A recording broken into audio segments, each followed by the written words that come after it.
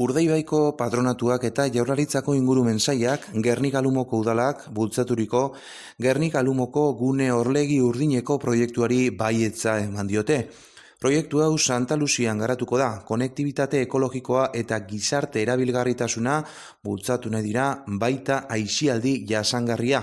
Guztira, 33.810 euroko inbertsioa dago gune honetarako, horietatik 17.000 euro Jaurlaritzatik bideratuko dira.